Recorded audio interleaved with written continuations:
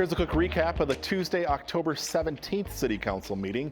On a 6-1 vote, the council approved an ordinance that prohibits the short-term rental of private homes in Coon Rapids. The new ordinance prevents homeowners from renting out their homes for less than 30 days on platforms like Airbnb and Vrbo. The majority of the council feels it's more appropriate to limit short-term rentals to hotels, motels, and other similar accommodations, which are appropriately zoned. The ordinance does not prohibit a homeowner from renting out a room if they are also living at the property. The City Council approved another new ordinance this week, this one relating to parking near Crooked Lake Park. Parking will be banned on the south side of 131st Avenue between Crooked Lake Boulevard and Arrowhead Street from May 1st through September 1st each year. Crooked Lake Park is heavily used during the summer months, which leads to on-street parking concerns for nearby residents. A big promotion had police officers out in force at Tuesday night's meeting. I, Tanya Harmoning, do solemnly swear that I will support the Constitution of the United States. that I will support the Constitution of the United States. Tanya Harmoning has traded in her sergeant's badge for the title of police captain. Mayor Jerry Cook administered the oath of office on Tuesday night. Captain Harmoning has been with the department for nearly 22 years, most recently serving as a sergeant of investigations. Although Captain Harmoning possesses many attributes that we believe will make her successful in her new role, her passion and commitment to the wellness of others are what have always stood out to me. Captain Harmoning was instrumental in helping launch the embedded mental health professional in the department, which is now a model for other agencies. And 2 years ago, she pushed for a mental health wellness program that now requires all department members to have an annual checkup with a mental health professional. Congratulations. And that's a quick recap of the October 17th City Council meeting. As always, you can find the full meetings on cable or the CTN Coon Rapids YouTube channel.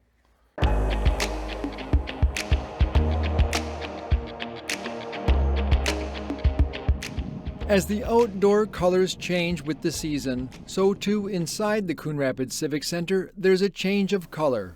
Like this one was the first place winner in our photo contest.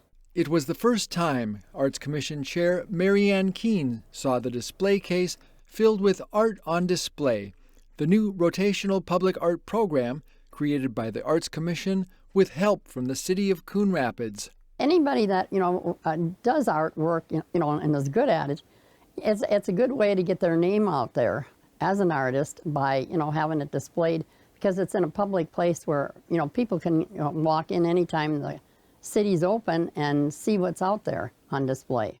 The initial display went up on October 1st and will continue through the end of the year. It includes top photos from the city's annual photo contest, and it also features a colored pencil drawing by a regional artist. The commission hopes to rotate the display quarterly, installing new artwork every 3 months.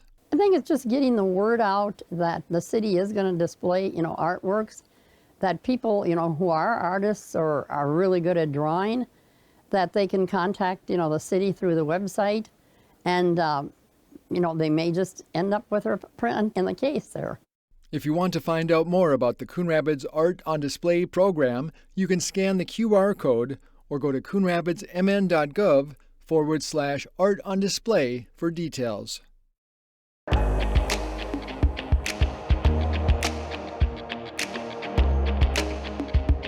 The Anoka School Board election is just a few weeks away. 3 seats are on the ballot, and we already know there will be at least 2 new faces on the school board next year.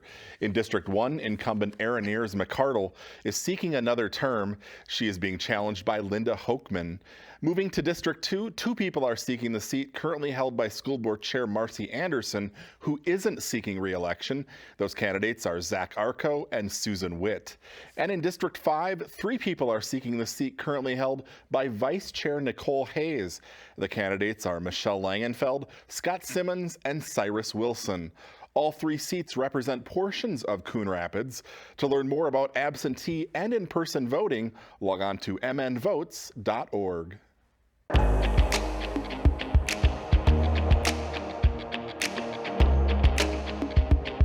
If you haven't seen him out and about yet, look for him at upcoming community events. We're talking about Rocky the raccoon, the city's longtime mascot who got a major makeover this year. All right, and there is our new city mascot, Rocky. He's actually making his debut in the parade. The Coon Rapids 4th of July celebration is always a big deal, but this year's parade had an extra special guest. We knew many months ago that we were going to introduce Rocky again, reintroduce him to the community with a splash, and the 4th of July seemed like a natural fit for that. Since July, Rocky has popped up at various community events, including a Summer in the City meeting, Night to Unite, the Coon Rapids Love My Pet Fair, and Fire Department Open House. He's a new and fresh version, but he's not a new idea. Coon Rapids has used raccoons in its city logos dating back to the late 1960s. Their look may have changed over the years, but not the fact that they were the inspiration for the city's name.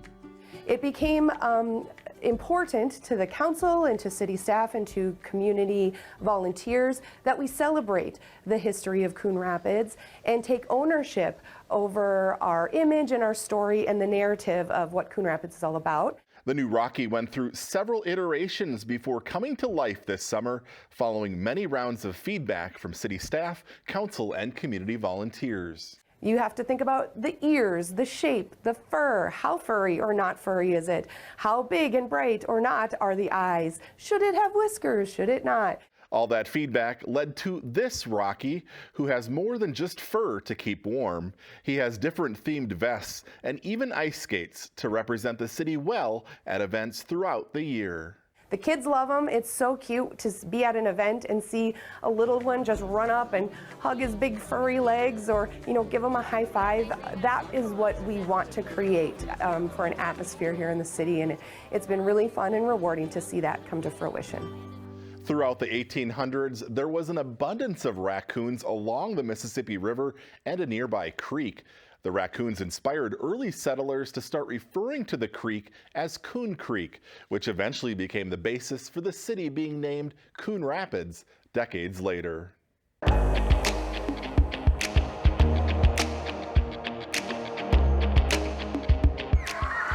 On Tuesday, some students at Hamilton Elementary got out of class for a special visit. Good afternoon, boys and girls. My name is Robert, and I'm here on behalf of the Coon Rapids Fire Department. Fire Inspector Robert Erickson and his team of firefighters hosted the Fire Prevention Week program for kindergarten through second graders. This year's theme is Cooking Safety Starts With You. Pay attention to fire prevention. We're just making sure that the little kids stay out of the kitchen. You can be big helpers with the first graders and second graders, but just know that when something's on the stove, we want to make sure that they stay away from it. I think your kitchen's on fire. My kitchen! Puppets Sparky the Fire Dog and Freddy made students think about what could happen in the kitchen. If we have an incident, maybe that mom and dad are cooking, what's the number we call? 911. Very good. Can you step back in here again in the middle? And students learned how a smoke detector works. We got to get ready and get to a fire really quick. So he pulls his pants up. The next thing he does is he puts on his jacket. You hear that? That's him breathing every time you hear that, okay? So he is now breathing the oxygen that's in this tank. They got to high-five a firefighter in full gear and see how they approach a home fire scenario. Open your door slowly. She looks out and she doesn't see any smoke, okay? So what should you do? They also got to practice escape plans and how to get out of the house safely, key lessons from Fire Prevention Week. This is a fire prevention message that has been going even since I was a kid in elementary school here in Coon Rapids. 8,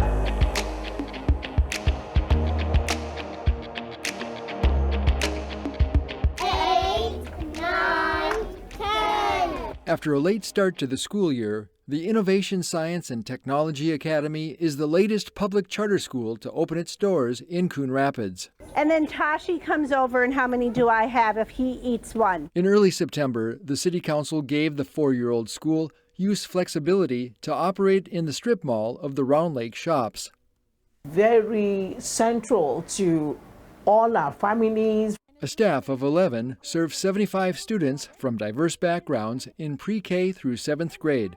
The school emphasizes STEM education, says its executive director and principal, Omotoke Olatoye, better known as Dr. O. The vision is to develop student innovators. So what is so unique about this school is that it's a charter school, an elementary school with a middle school that has a lab.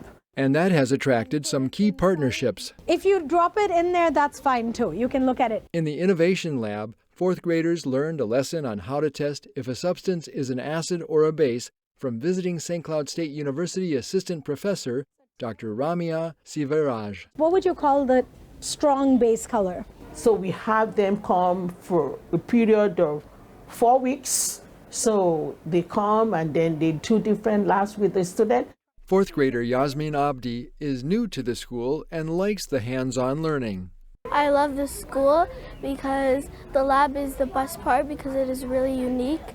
And the second reason I think people should go to the school is the staff is really nice. There are a few building improvements left for the school to make, like the gym and cafeteria.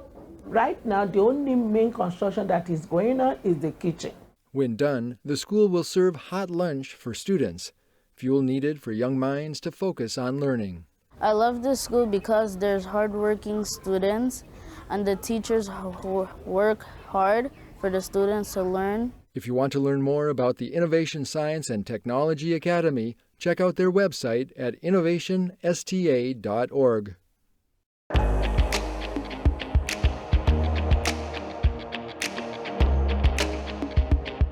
So right now they're doing a shattered value project, and they're learning to draw using a grid system. In Catherine Nelson's art class, Coon Rapids 7th grader Avery Seachlog likes to draw.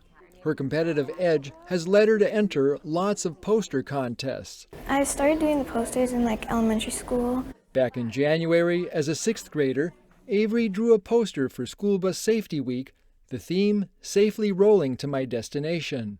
I just thought of cooking and rolling pins because they roll, and that made me kind of think you could incorporate cooking in it because I like cooking. Her poster won at state, and just a few weeks ago, she was named the overall winner of the 2022-23 National School Bus Safety Poster Contest. She works hard on every single thing she does.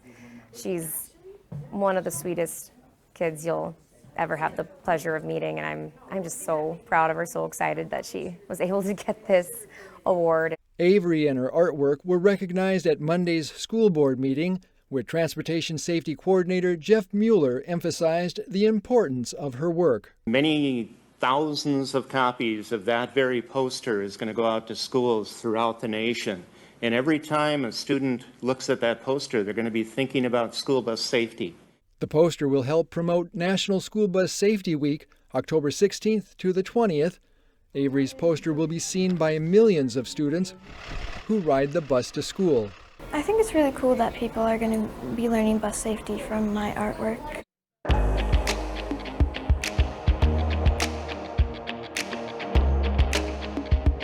The Coon Rapids Arts Commission has announced the winners of this year's amateur photo contest, which illustrate the theme Highlights of Coon Rapids Parks. The first place award in the adult category goes to Rainbow Reflections by Brian Marquis. The second place award goes to Sunset on Coon Creek by Joel Peterson. An honorable mention in the adult category goes to Eagle in Flight by Joel Friday.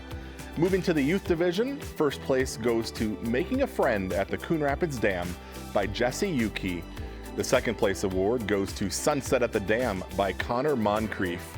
An honorable mention in the youth category goes to Slam Dunk at the Park by Hudson Tannum. All of the winners will receive a cash prize from the Arts Commission. You can check out all the photo contest entries by logging on to coonrapidsmn.gov.